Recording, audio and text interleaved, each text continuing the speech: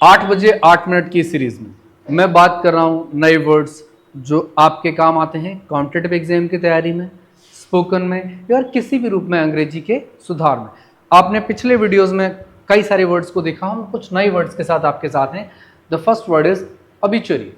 Obituary का मतलब होता है मृत्यु समाचार। एक शोक समाचार भी शब्द इस्तेमाल होता है, शोक समाचार। शब्दों को हम देख लें, इंग्लिश के जो शब्द हैं जिनको ये सब्स्टिट्यूट कर रहा है। An account in the newspaper. तो पहली बात हम क्या समझ पा रहे हैं, न्यूज़पेपर में आता है। किसमें आता है? Newspaper. Of the funeral of one diseased. कुल मिला के बात आपको ये समझनी है, कोई व्यक्ति, किसी व्यक्ति की जब मृत्यु हो जाती है तो उसके जीवन से संबंधित कुछ बातें उसमें लिखी होती हैं और उसके अंतिम संस्कार कब होगा, क्या होगा, ये सारी बातें लिखी रहती हैं और ये कन्फर्मेशन होता है न्यूज़पेपर में दिया गया, हाँ इस व्यक्ति की मृत्यु हो गई है और अंतिम संस्कार या जो भी आगे की जो प्रक्रिया है वो इस रूप में होगी। उसकी जो सूचना देने का जो छपता है वो ऑबिचुअरी कहलाता है। क्या कहलाता है? ऑबिचुअरी। ठीक है। Next word is observatory. Observatory वेदशाला या वेद देखो यहाँ वेद से हमें समझ आ रहा है शायद दवाइयों जैसा, ऐसा कुछ नहीं, ये वेदशाला है। इसका जो प्रमुख यूज होता है place where astronomical observation are taken. Astronomical यानी खगोल, यानी अंतरिक्ष से संबंधित तारों और अलग अलग ग्रहों का जो अध्ययन है, जिस जगह से किया जाता है, उन पर नजर रखी जाती है, मौसम वगैरह के बारे में देखा जाता है, वो ऑब्जर्वेटरी कहलाता है। ठीक है। नेक्स्ट वर्ड की तरफ हम लोग बढ़ते हैं। देखिए ये जो सीरीज है बहुत छोटे छोटे वीडियोस की सीरीज है और इसका जो मेन पर्पस है कि आप वोकेबलरी से जुड़े रहें, लैंग्वेज में जो इंपॉर्टेंट चीज़ है वो आप सीखते रहें। अभी तो मैं वोकेबलरी 8 बजे के जो सीरीज है उसमें लगातार आपको वोकेबलरी मिल रही है। इसमें आपको ग्रामेटिकल कंसेप्ट्स भी मिलेंगे, आपको नए वर्ड्स भी मिलेंगे, आपको बहुत कुछ ऐसा मिलेगा जो आपकी लाइफ को चेंज करने के लिए, आपकी इंग्लिश को इम्प्रूव करने के लिए बहुत इंपॉर्टेंट होगा। ठीक है। तो हम लोग अगले वर्ड पे आ जाते हैं, एब्सोल्यूट। एब्सोल्यूट का मतलब होता है जिसका अब इस्तेमाल नहीं करते, आउटडेटेड कोई चीज। हम वर्ड्स देख लेते हैं। One which is not in use, one which is कोई ऐसी चीज जो अब प्रयोग में नहीं, मतलब पुराने समय में, अब जो प्रयोग से बाहर हो गई, प्रयोग से बाहर, मतलब पहले कोई चीज प्रयोग में आती थी लेकिन अब वो चीज प्रयोग में नहीं है, वो चीज वो क्या कहलाती है? एब्सोल्यूट कहलाती है।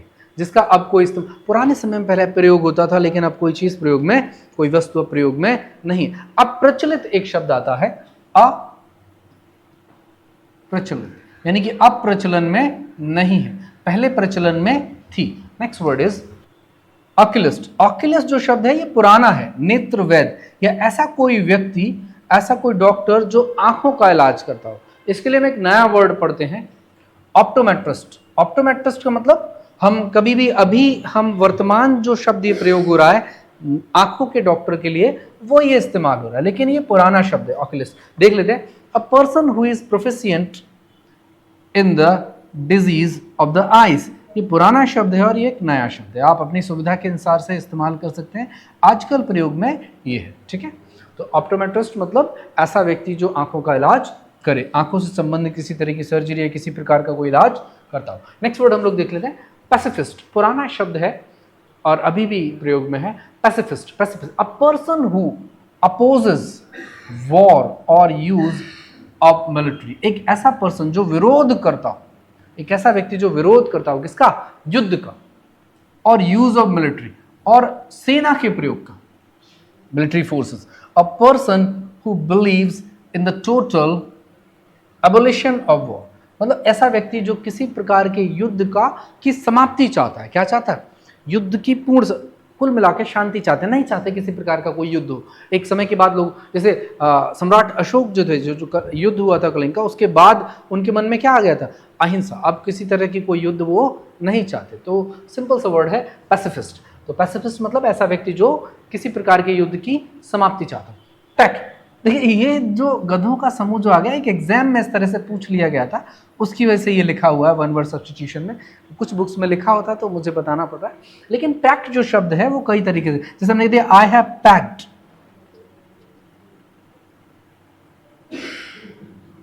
माय बैग्स, मैंने क्या किया? अपने बैग पैक कर लिए। पैक का जो शब्द अर्थ होता है वो किसी प्रकार की वस्तुओं का समूह के लिए भी होता है। किसके लिए होता है? समूह के लिए। और अ ग्रुप ऑफ आसेस मतलब गधों के समूह के लिए भी इस्तेमाल हो जाता है, लेकिन यहाँ बैग्स को पैक करने के लिए भी हम लोग इसको वर्ब की तरह भी हम लोग इस्तेमाल कर पाते हैं। तो इस शब्द के मल्टीपल यूजेस है, एक से ज़्यादा इस्तेमाल हो रहे हैं। पैक करने के लिए, किसी प्रकार के समूह के लिए भी इसका इस्तेमाल होता है। अगले वर्ड की तरफ अगर हम लोग आए, पैलियोग्राफी। पैलियोग्राफी शब्द जो यहाँ एक ए और होना चाहिए, पैलियोग्राफी। पैलियोग्राफी मीन्स प्राचीन शिलालेख। प्राचीन शिलालेख का जो अध्ययन, the study of the ancient inscriptions, यानी कि पुराने पुराने जो लोग थे, अभी हम लोगों के पास व्यवस्थित भाषाएं हैं, उनके पास भी भाषाएं थी और अपने एक कोडिंग लैंग्वेज के रूप में भी कई सारी चीज़ें वो लिख के गए, जिनको डिकोड करने का आज भी कई सारी चीज़ें डिकोड हो गई, समझा जा चुका है कि इन्होंने क्या लिखा है, ये क्या मैसेज कन्वे करने की कोशिश कर रहे थे। इनका कई सारे शिलालेख जो बहुत हज़ारों साल पुराने मिले, उनमें ये कई सारी चीज़ों को समझा जा चुका है, कई सारी चीज़ों को समझने का भी प्रयास किया जा रहा है और अभी भी मिलते रहते हैं। तो उनकी जो पूरी स्टडी है उसके लिए शब्द का प्रयोग होता है। तो हम शब्द इस्तेमाल करते हैं पैलियोग्राफी। पैलियोग्राफी मतलब प्राचीन जो शिलालेख हैं, जो चीज़ें खुदाई में मिल जाती हैं, कहीं मिल जाती हैं, उनमें क्या लिखा हुआ है, क्या मैसेज कन्वे करने की कोशिश की गई है, क्या बात कहने की कोशिश की गई है, शब्द इस्तेमाल होता है। नेक्स्ट वर्ड इज पनेसिया, सभी रोगों का इलाज। हमारे एक शब्द इस्तेमाल रामबाण, मतलब ऐसा बाण जो असर जरूर करेगा, जो अपना काम करके आएगा। तो सभी रोगों का इलाज।